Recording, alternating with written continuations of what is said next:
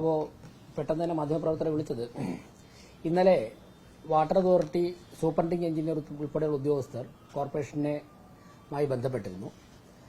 Water authority പണി നടക്കുന്നതിനാൽ ഇന്ന് രാവിലെ 10 മണി മുതലുള്ള 3 ദിവസത്തേക്ക് ശുദ്ധജല ക്ഷാമം കഴക്കൂട്ടം നിയോജക മണ്ഡലത്തിലെ കരിക്കകം, അണമുഖം വാർഡുകളും അതോടൊപ്പം തന്നെ പേട്ട വാർഡിന്റെ ഒരു ഭാഗം ഒഴികെ, പേട്ട വാർഡ് തിരുവനന്തപുരം മണ്ഡലമാണ്, പേട്ട വാർഡ് കടകംപള്ളിയാർ ചേർന്ന ആ ഭാഗം ഒഴികെ ബാക്കിയുള്ള സ്ഥലങ്ങളിൽ കുടിവെള്ളക്ഷാമം അനുഭവപ്പെടും. അതായത് കഴക്കൂട്ട അസംബ്ലി മണ്ഡലത്തിലെ ഞാൻ നേരത്തെ പറഞ്ഞ 2 വാർഡുകളും പേട്ട വാർഡിന്റെ കടകംപള്ളിയോട് ചേർന്ന ഒരു ഭാഗവും ഒഴികെയുള്ള സ്ഥലങ്ങളിൽ മെഡിക്കൽ കോളേജ് വാർഡും കുടിവെള്ളക്ഷാമം പ്രശ്നമുണ്ടാവില്ല.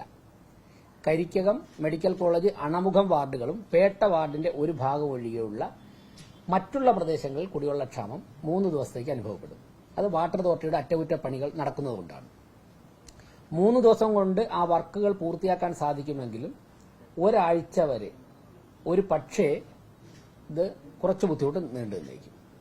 3 ദിവസം കൊണ്ട് പൂർണ്ണമായിട്ട് പണി അവസാനിപ്പിച്ച് വർക്കുകൾ അവസാനിപ്പിച്ച് വെള്ളം എത്തിക്കാൻ കഴിയുമെന്നുള്ള പ്രതീക്ഷയിലാണ് water authority work തുടങ്ങിയിട്ടുള്ളത്.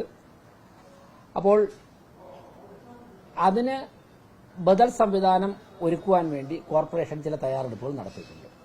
Water authority ഇത്തരം കാര്യങ്ങൾ അറിയിച്ച സാഹചര്യത്തിൽ കോർപ്പറേഷന് ഏതു തരത്തിലാണ് ഇക്കാര്യങ്ങളിൽ ഇടപെടാൻ സാധിക്കുക എന്നുള്ളതിനെക്കുറിച്ച് ചർച്ച നടത്തി. ഇന്നലെ രാത്രി ഹെൽത്ത് സ്റ്റാൻഡിംഗ് കമ്മിറ്റിയുടെ നേതൃത്വത്തിൽ വളരെ വലിയ തയ്യാറെടുപ്പുകൾ നടത്തിയിട്ടുണ്ട്.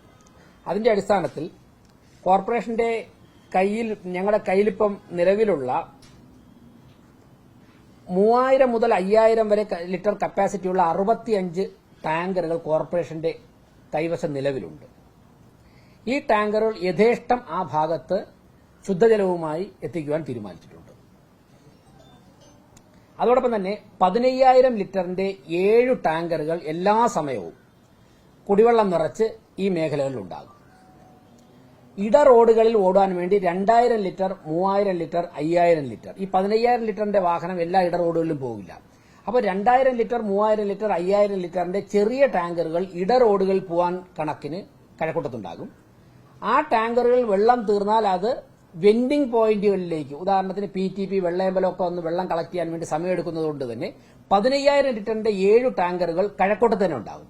അപ്പോൾ ചെറിയ ടാങ്കറുകൾ വെള്ളം തീർന്നു കഴിഞ്ഞാൽ ഇവർക്ക് വെൻഡിംഗ് പോയിന്റ് 10-20 കിലോമീറ്റർ റോഡ് ബ്ലോക്കിൽ ഓടി ഇവിടെ വരേണ്ട ആവശ്യമില്ല. കഴക്കൂട്ടത്ത് തന്നെ വെള്ളം നിറയ്ക്കാം. കാരണം നമ്മുടെ 15000 ലിറ്ററിന്റെ കോർപ്പറേഷന്റെ ടാങ്കറുകൾ തന്നെ 7 ടാങ്കറുകൾ ആ ഭാഗത്തുണ്ടാവും. അപ്പോൾ അത്തരത്തിലുള്ള സൗകര്യം ചെയ്തിട്ടുണ്ട്. അതോടൊപ്പം തന്നെ ആ പ്രദേശത്തുള്ള ഹെൽത്ത് ഇൻസ്പെക്ടർമാർ, ജൂനിയർ ഹെൽത്ത് ഇൻസ്പെക്ടർമാർ ഇവരെയൊക്കെ തന്നെ പ്രത്യേകം സ്ക്വാഡായി ആ പ്രദേശത്ത് കുടിവെള്ളക്ഷാമം പരിഹരിക്കുവാൻ വേണ്ടി നിയോഗിച്ചിട്ടുണ്ട്.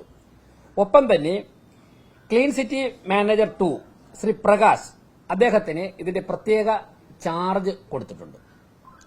കുടിവെള്ളക്ഷാമം തീരുന്നതുവരെ കോർപ്പറേഷന്റെ മെഷീനറി ചലിപ്പിക്കുവാനുള്ള പ്രത്യേക ചാർജ് അദ്ദേഹത്തെ ഏൽപ്പിച്ചിട്ടുണ്ട്. അതിന് 9446677838 9446677838 ഈ ഫോൺ നമ്പറിൽ ബന്ധപ്പെട്ടാൽ എവിടെയാണോ കുടിവെള്ള പ്രശ്നം അനുഭവിക്കുന്നത് ആ പ്രദേശങ്ങളിലേക്ക് യഥേഷ്ടം ടാങ്കറുകൾ എത്തിക്കുവാൻ വേണ്ടി ഉള്ള ഫോൺ നമ്പറാണ്. അതിൽ ഞങ്ങളുടെ HS പ്രകാശനെ ചുമതലപ്പെടുത്തിയിട്ടുണ്ട്. ഈ ശുദ്ധജലം എത്തിക്കുന്നത് പൂർണ്ണമായും സൗജന്യമായിട്ടായിരിക്കും. ശുദ്ധജലത്തിന്റെയോ ടാങ്കറിന്റെയോ പണം നൽകേണ്ട ആവശ്യമില്ല. പൂർണ്ണമായിട്ട് സൗജന്യമായിട്ടായിരിക്കും കുടിവെള്ളക്ഷാമം നേരിടുന്ന ദിവസങ്ങളിൽ വീടുകളിലും അതുപോലെ തന്നെ മറ്റുള്ള ഇപ്പോൾ ജനങ്ങൾക്ക് ആവശ്യമുള്ള സ്ഥലങ്ങളിൽ എത്തിക്കുന്നത്. കൊമേഴ്ഷ്യൽ സ്ഥാപനങ്ങൾ ഏത് തരത്തിലാണോ വാങ്ങിക്കൊണ്ടിരിക്കുന്നത് അത് ചെയ്യണം. കൊമേഴ്ഷ്യൽ സ്ഥാപനങ്ങൾ ഏത് തരത്തിലാണോ നേരത്തെ ചെയ്തുകൊണ്ടിരിക്കുന്നത് അത് തന്നെ തുടരണം. വീടുകൾ വെള്ളം എത്തിക്കുന്നതിന് പൂർണ്ണമായിട്ട് സൗജന്യമായിട്ടായിരിക്കും. ഇതാണ് വാട്ടർ അതോറിറ്റി ഞങ്ങളെ ഔദ്യോഗികമായി അറിയിച്ചതിന്റെ അടിസ്ഥാനത്തിൽ കോർപ്പറേഷന് ചെയ്യാൻ സാധിക്കുന്നത് ഞങ്ങൾ ചെയ്തിട്ടുള്ള അറേഞ്ച്മെന്റ്.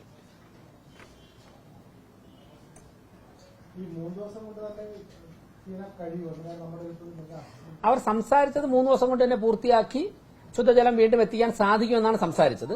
പക്ഷെ ഞങ്ങൾ ശുദ്ധജലക്ഷാമം തീരുന്നതുവരെ ഈ മെക്കാനിസം തുടരാൻ വേണ്ടി ആലോചിച്ചിട്ടുണ്ട്. സ്വാഭാവികമായിട്ടും വർക്ക് വരുമ്പോൾ എന്തെങ്കിലും എയർ ബ്ലോക്ക് അങ്ങനെ വരികയാണെങ്കിൽ അത് നമ്മൾ മുൻകൂട്ടി കാണണമല്ലോ. മനുഷ്യനെ നിയന്ത്രിക്കാൻ പറ്റുന്നതിലപ്പുറം എന്തെങ്കിലും സാഹചര്യം വന്നാൽ നമ്മൾ അതുകൂടി മുൻകൂട്ടി കാണണം. ഇക്കാര്യങ്ങൾ ജനങ്ങളിലേക്ക് എത്രയും പെട്ടെന്ന് എത്തിക്കണം. കുടിവെള്ളക്ഷാമം ഉണ്ടാകുന്നുള്ള ആശങ്ക വേണ്ട. അതോടൊപ്പം തന്നെ ടാങ്കറുകൾ കയറാൻ സാധിക്കാത്ത ഇടറോഡുകൾ ഉണ്ടാവും.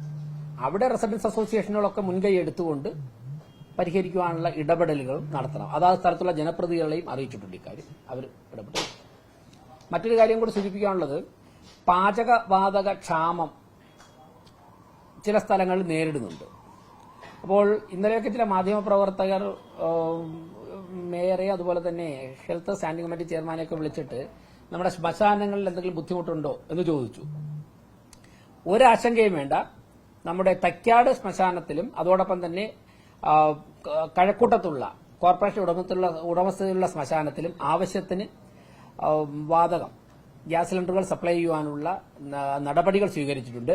ഇന്നലെ വൈകുന്നേരവും അതോടൊപ്പം തന്നെ ഇന്ന് രാവിലെയും ഈ 2 സ്ഥാപനങ്ങളിലേക്കും സിലിണ്ടർ സപ്ലൈ ചെയ്യുന്ന ഏജൻസികളുമായി ഞങ്ങൾ നേരിട്ട് സംസാരിച്ച് ലഭ്യത ഉറപ്പുവരുത്തിയിട്ടുണ്ട്.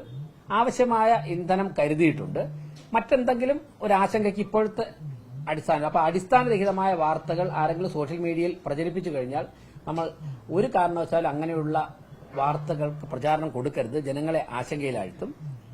ദൈനംദിന കാര്യങ്ങൾ നടന്നു പോകാൻ വേണ്ടി ഒരു ബുദ്ധിമുട്ടുമില്ല. ഇങ്ങനെ നേരത്തെ അറിഞ്ഞതുകൊണ്ട് തന്നെ അതിന്റെ മുൻകരുതലുകൾ സ്വീകരിച്ചും ഏജൻസികളുമായി നിരന്തരം ബന്ധപ്പെട്ടും തന്നെയാണ് മുന്നോട്ട് പോകുന്നത്. ഇപ്പൊ ആവശ്യത്തിനുള്ള എല്ലാ സ്റ്റോക്കുണ്ട്.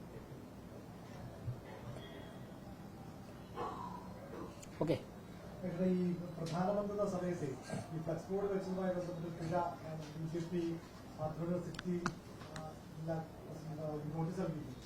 അതിലെന്തായാലും തീരുമാനം പൈസ അടയ്ക്കും. അതായത് അതിലിപ്പം ഹൈക്കോടതിയിലെ കേസൊന്നുമല്ലോ, ഒരുപാട് നോട്ടീസ് ഇതുവഴി ഇങ്ങനെ നൽകിയിട്ടുണ്ട് വളരെ നേരത്തെ തന്നെ. അപ്പം ഞങ്ങൾ അതിപ്പോൾ സ്വീകരിച്ചിരിക്കുന്നത് ആദ്യം നോട്ടീസ് നൽകിയ ആൾക്കാരുമായിട്ട് ബന്ധപ്പെട്ട് അടുത്ത നടപടികളിലേക്ക് പോയിട്ടുണ്ട്. അത് ബഹുമാനപ്പെട്ട ഹൈക്കോടതി അറിയിച്ചിട്ടുണ്ട്. കൂടുതൽ വാർത്തകൾക്ക് news 18 Keralam YouTube channel subscribe ചെയ്യുക.